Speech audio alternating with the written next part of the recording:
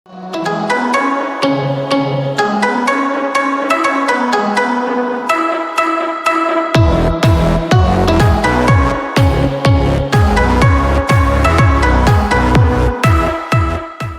बच्चों, कैसे हो?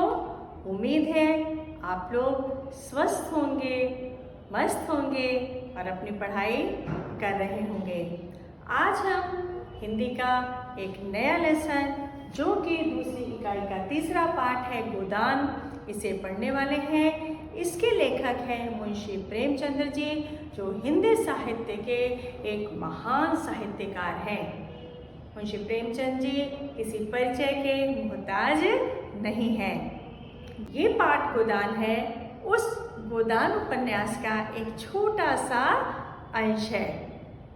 इस पाठ के माध्यम से लेखक ने हमें यह बताने का प्रयास किया है कि जो गरीब व्यक्ति रहता है वह जीवन भर अपनी परेशानियों और अपनी गरीबी के साथ ही जूझता रहता है, और जो अमीर व्यक्ति होता है वह अमीर और अमीर ही होता चला जाता है।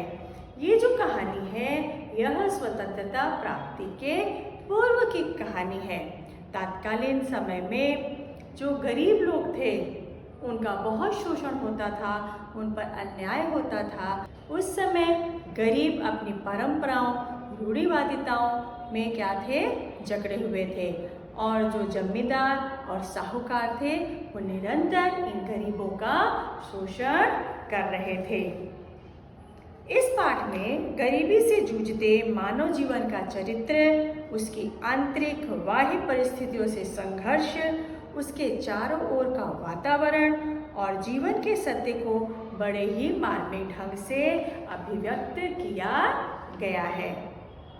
गो का अर्थ होता है गाय, दान का मतलब होता है किसी को देना। तो वैसे भी हमारी भारतीय संस्कृति में गाय का घर में रहना ऐश्वर्य की निशानी मानी जाती है। तो इस कथा का जो मुख्य पात्र होरी है, यह एक गरीब किसान है। इसके घर में पहले एक गाय थी, परंतु उसके भाई ने ईर्ष्यावश उस गाय को जहर देकर मार दिया था और खुद गांव छोड़कर चला गया था। तो होरी के मन में वापस से गाय खरीदने की लालसा बनी थी। उसकी ब्याहता बेटी ने अपने पिता के घर में एक गाय भेजी, लेकिन होरी को कैसे भी करके उसका कर्ज क्या था, चुकाना था।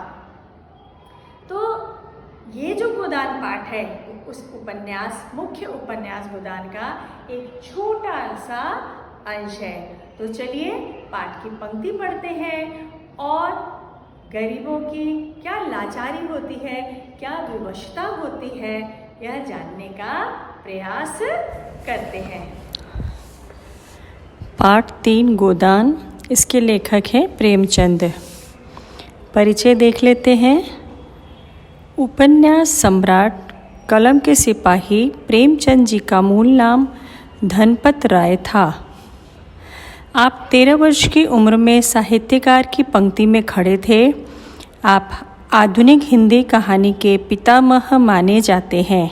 आपकी अधिकतर कहानियों में किसानों, मजदूरों, स्त्रियों आदि की समस्याएं गंभीरता से चित्रित हुई हैं।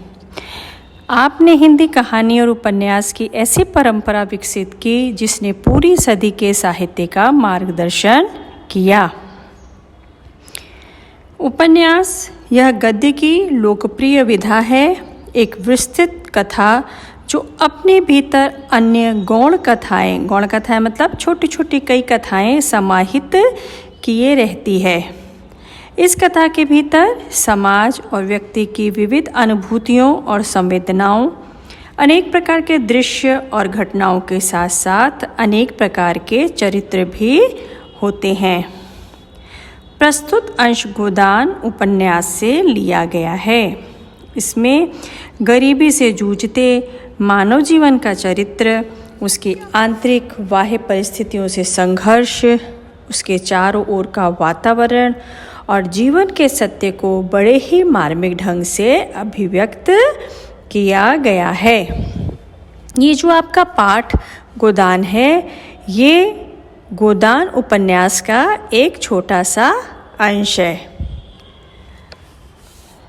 दूसरे दिन प्रातःकाल गोबर विदा होकर लखनऊ चला। होरी उसे गांव के बाहर तक पहुंचाने आया। होरी कौन था? होरी गोबर का पिता था। तो गोबर के प्रति इतना प्रेम उसे कभी न हुआ था। जब गोबर उसके चरणों पर झुका तो होरी रो पड़ा, मानो फिर उसे पुत्र के दर्शन ना होंगे।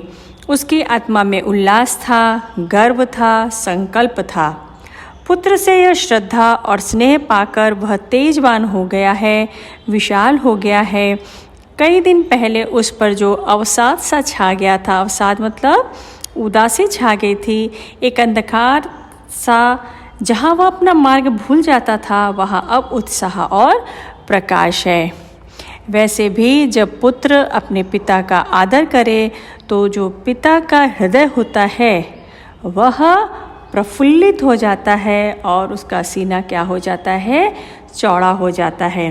तो गोबर लखनऊ जा रहा था और जाने के पहले वह अपने पिता का क्या करता है? पैर छूता है। तो होरी को ऐसा लगता है मानो जमाने भर की सारी खुशियाँ उसे प्राप्त हो गई हैं। रूपा होरी की बेटी अपने ससुराल में खुश थी। जिस दशा में उसका बालपन बीता था उसमें पैसा सबसे कीमती चीज़ थी।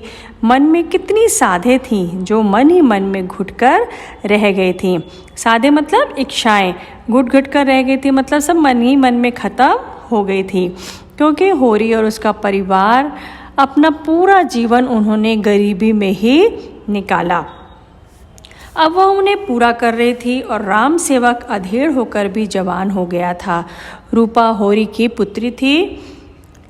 गरीबी के कारण होरी ने रूपा का विवाह एक अधेड़ उम्र के व्यक्ति से कर दिया था, परंतु वह पैसे वाला था। रूपा के लिए वह पति था। उसके जवान, अधेड़ या बूढ़े होने से उसकी नारी भावना में कोई अंतर न आ सकता था। उसकी वह भावना पति के रंग, रूप या उम्र पर आश्रित न थी। उसकी बुनियाद इससे बहुत गहरी थी, श्वेत परंपराओं की तह में जो केवल किसी भूकंप से ही हिल सकती थी। उसका यौवन अपने ही में मस्त था। वह अपने लिए ही अपना बनाव श्रृंगार करती थी और आप ही खुश होती थी।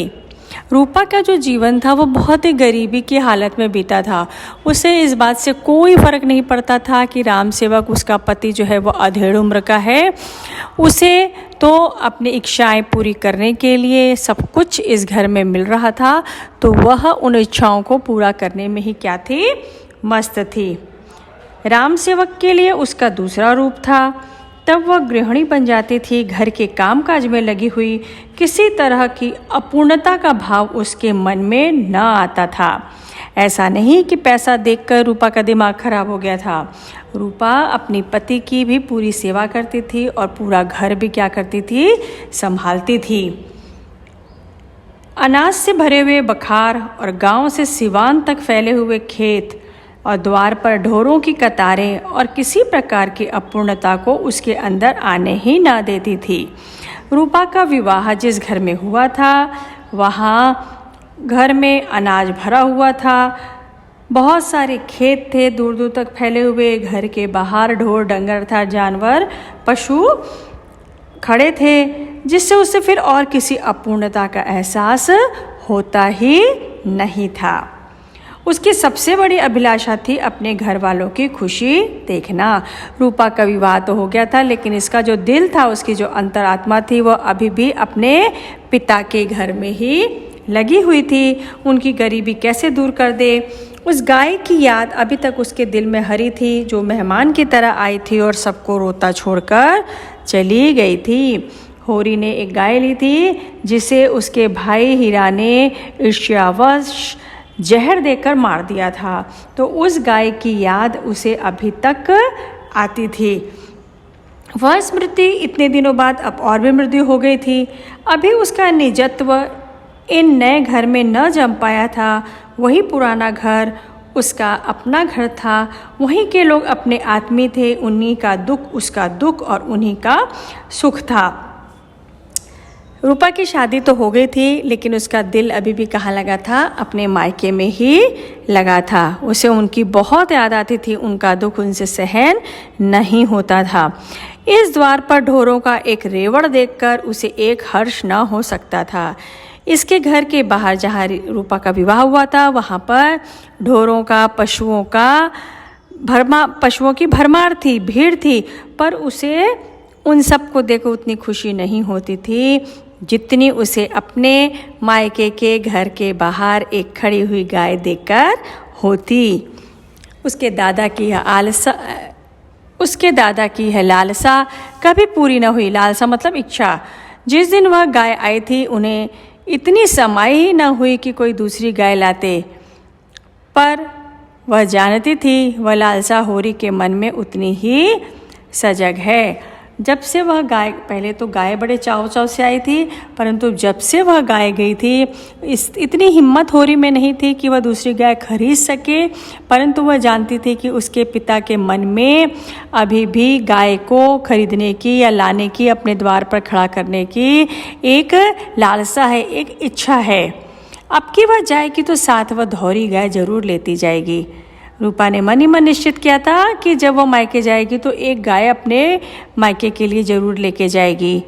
नहीं, और दूसरे दिन एक अहीर के मार्फत रूपा ने गाय भेज दी। रूपा से रहा ही नहीं गया, वह खुद नहीं जा पाई, लेकिन उसने वह गाय जो है अपने मायके एक भेज दी। होरी भी गाय लेने की फिक्र में था। यूँ अभी उसे उस गाय की कोई जल्दी ना थी, मगर मंगल यही है। मंगल कौन? गोबर का बेटा। बिना दूध के कैसे रह सकता है? रुपए मिलते ही वह सबसे पहले गाय लेगा। मंगल अब केवल उसका पोता नहीं है, केवल गोबर का बेटा नहीं है, मालती देवी का खिलौना भी है। उसका लालन पालन उसी तरह होना चाहिए। अब मंगल को अच्छा दूध मिले, दही मिले, इसके लिए होरी चाहता था कि घर में गाय जरूर रहनी चाहिए। मगर रुपए कहाँ से आए? संयोग से उसी दिन ठेकेदार ने सड़क के लिए गांव के ऊसर में कंकड़ की खुदाई शुरू की। होरी ने सुना तो चटपट मतलब तुरंत वहां जा पहुंचा और 8 आने रोज पर खुदाई करने लगा। अगर यह काम 2 महीने भी टिक गया तो गाय भर को रुपए मिल जाएंगे। दिन भर लू और धूप में काम करने के बाद वह घर आता तो बिल्कुल मरा हुआ, अवसाद का नाम नहीं। थक तो वो बहुत जाता था धूप में काम कर करके, लेकिन उसके चेहरे पर उदासी का नाम ही नहीं था। उसी उत्साह से दूसरे दिन काम करने लग जाता, क्योंकि उसे था कि वह जितना काम करेगा उसके पास गाय को खरीदने के लिए उतनी ही जल्दी पैसे इकट्ठे होंगे, और दूसरा उसके सर का कर्जा भी क्या है, उतर जाएगा। रात को भी खाना खाकर डिब्बी के सामने बैठ जाता और सुतली काटता। कहीं 12-1 बजे सोने जाता। धनिया भी पगला गई थी। धनिया कौन?